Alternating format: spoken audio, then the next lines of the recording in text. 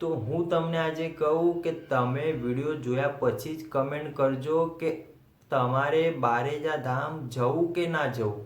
તો જય માતાજી મિત્રો, હું યોગેશ રાવલ. હું પોતે પણ એક મહાદેવનો ભક્ત છું અને સનાતન ધર્મના વિશે જો હું કહેવા માગતો હોય તો આજે બારેજાના ભુવાજીના વિરોધ થવાનું કારણ આપણે નથી જાણવું.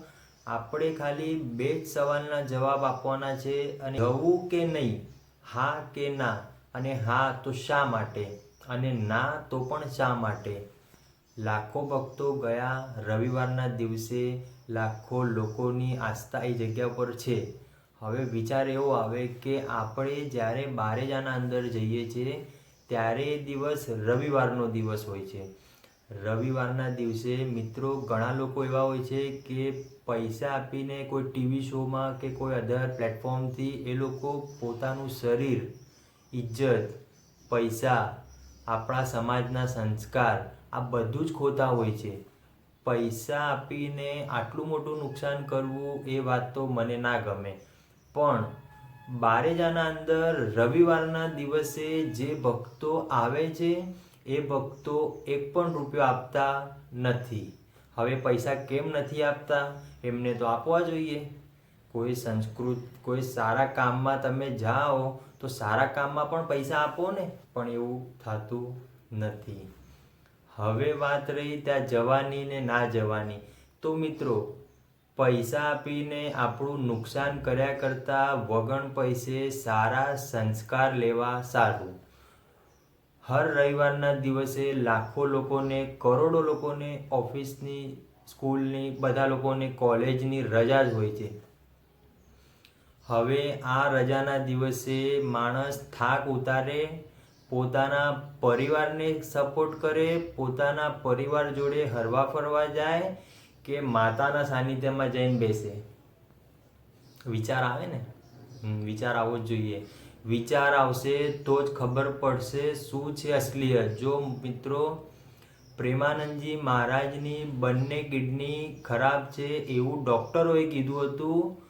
અમુક અસામાજિક તત્વો અને અમુક એવા લોકોએ વિરોધ કર્યો કે પ્રેમાનંદજી મહારાજ ખાલી ડૉક્ટરોને પૈસા આપીને પોતે ફેમસ થવા માટે, પોતાનું નામ સિદ્ધ કરવા માટે આ નાટક કરી રહ્યા છે.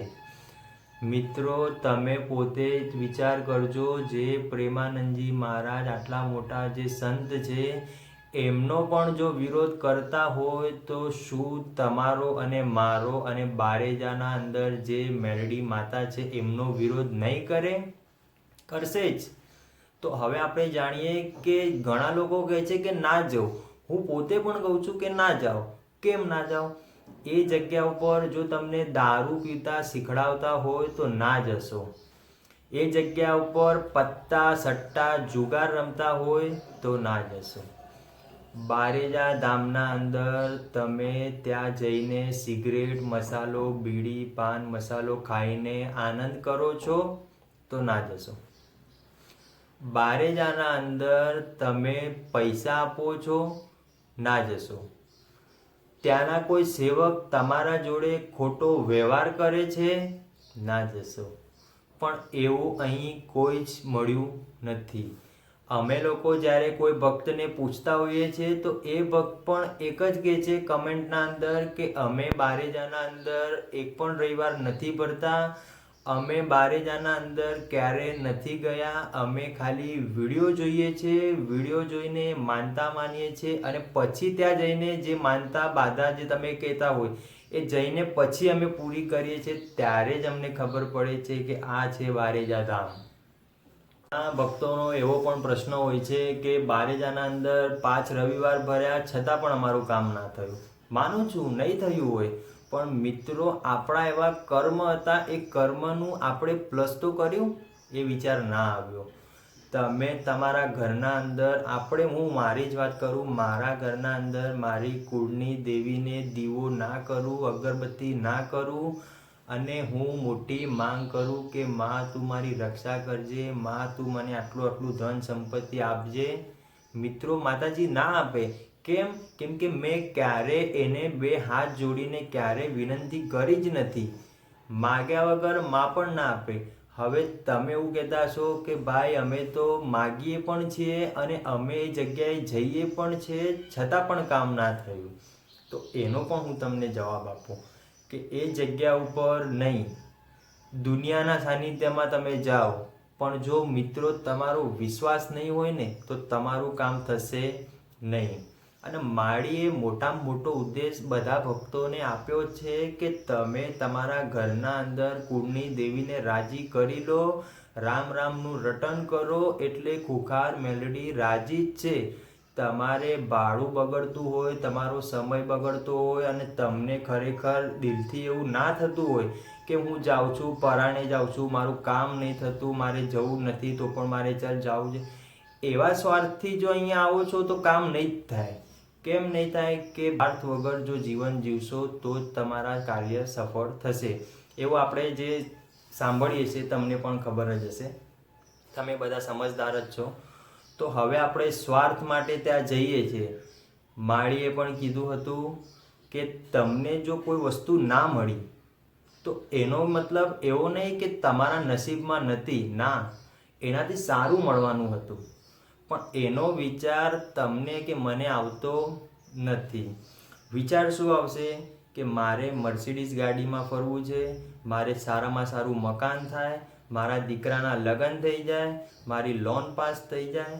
પણ મિત્રો આ જે કાર્ય છે એ તો આપણું થવાનું જ છે, પણ આ જે સ્થાન છે, જે બારેજા સ્થાન છે, બારેજા સાનિધ્યના અંદર, બારેજા ધામના અંદર બેઠ્યા પછી જે વાઇબ્રેટ છે એ વાઇબ્રેટ આખો અલગ જ પ્રકારનો હોય છે. ઘણા ભક્તો એ જગ્યા ઉપર એવા પણ છે કે જેને એક ટાઈમનું ખાવાનું પણ નથી મિત્રો. ઘણા ગરીબ લોકો પણ આવે છે, ઘણા કરોડપતિ પણ આવે છે. એ ગરીબ લોકો એવું પણ કહે છે એ જગ્યા ઉપર, અમે વિડીયોમાં જોયું છે કે એમને એવું છે કે અમારા પાસે ભલે કાંઈ નથી પણ જે સામે મારી માં બેઠી ને એટલે અમારે જગ આપી ગયું. મિત્રો એવા પણ લોકો આવે છે. તો તમે પણ ખરેખર દિલથી પ્રાર્થના કરજો કે આપણે એવું તો નથી કે આપણે એક ટાઈમનું અનાજ નહીં ખાઈ શકતા. ના, માળીની દયાથી આપણે 2 ટાઈમ નહીં 4 ટાઈમ ખાઈ પીને લીલા લહેર કરીએ જ છે અને માળી લીલા લહેર કરાવે જ છે. પણ હજી સુધી વિશ્વાસ નથી બેઠો. જે દિવસે ખરા મનથી જો વિશ્વાસ થઈ ગયો એ દિવસે તમારું કામ બારેજાના અંદર નહીં, દુનિયાના કોઈ પણ સાનિધ્યમાં જાઓ ના જાઓ તમારો પ્રશ્ન છે, પણ કામ થશે થશે અને થશે. પણ વિશ્વાસ.